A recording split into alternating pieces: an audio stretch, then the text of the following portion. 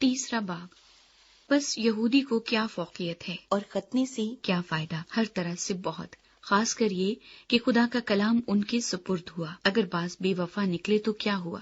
کیا ان کی بے وفائی خدا کی وفاداری کو باطل کر سکتی ہے؟ ہرگز نہیں، بلکہ خدا سچا ٹھہرے اور ہر ایک آدمی جھوٹا۔ چنانچہ لکھا ہے کہ تو اپنی باتوں میں راست باز ٹھہرے اور اپنے مقدمے میں فتح پائے۔ اگر ہماری ناراضگی خدا کی راست بازی کی خوبی کو ظاہر کرتی ہے تو ہم کیا کہیں؟ کیا یہ کہ خدا بے انصاف ہے جو غضب نازل کرتا؟ میں یہ بات انسان کی طرح کہتا ہوں، ہرگز نہیں، ورنہ خدا کیوں کر دنیا کا انصاف کرے گا؟ اگر میرے جھوٹ کے سبب سے خدا کی سچائی اس کے جلال کے واسطے زیادہ ظاہر ہوئی تو پھر کیوں گناہ گار کی طرح مجھ پر حکم دیا جاتا ہے، اور ہم کیوں برائی نہ کریں تاکہ بھلائی پیدا ہو؟ چنانچہ ہم پر یہ تہمت لگائی بھی جاتی ہے اور بعض کہتے ہیں کہ ان کا یہی معقولہ ہے، مگر ایسوں کا مجرم ٹھہرنا انصاف ہے۔ کوئی راست باز نہیں۔ پس کیا ہوا؟ کیا ہم کچھ فضیلت رکھتے ہیں؟ بالکل نہیں، کیونکہ ہم یہودیوں اور یونانیوں دونوں پر پیشتر ہی یہ الزام لگا چکے ہیں کہ وہ سب کے سب گناہ کے ماتحت ہیں۔ چنانچہ لکھا ہے کہ کوئی راست باز نہیں، ایک بھی نہیں، کوئی سمجھدار نہیں، کوئی خدا کا طالب نہیں، سب گمراہ ہیں، سب کے سب نکمے بن گئے، کوئی بھلائی کرنے والا نہیں، ایک بھی نہیں۔ ان کا گلا کھلی ہوئی قبر ہے، انہوں نے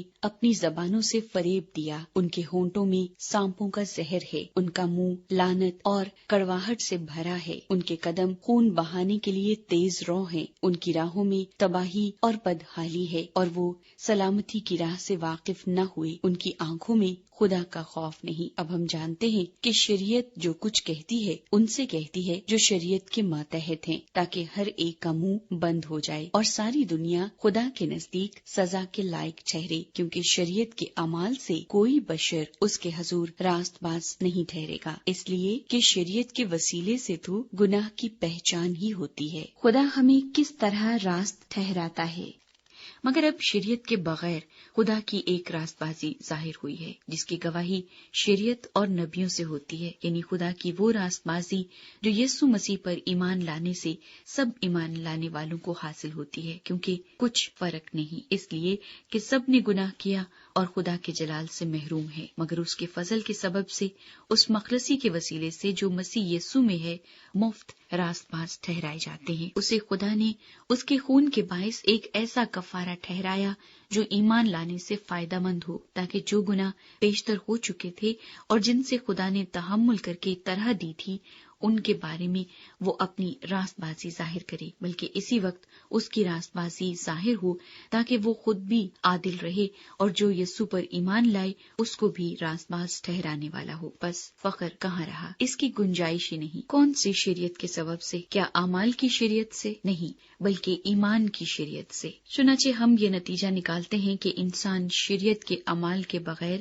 ایمان کے سبب سے راست باز ٹھہرتا ہے۔ کیا خدا صرف یہودیوں ہی کا ہے، غیر قوموں کا نہیں؟ بے شک غیر قوموں کا بھی ہے، کیونکہ ایک ہی خدا ہے جو مختونوں کو بھی ایمان سے اور نامختونوں کو بھی ایمان ہی کے وسیلہ سے راست باز ٹھہرائے گا۔ بس کیا ہم شریعت کو ایمان سے باطل کرتے ہیں؟ ہرگز نہیں، بلکہ شریعت کو قائم رکھتے ہیں۔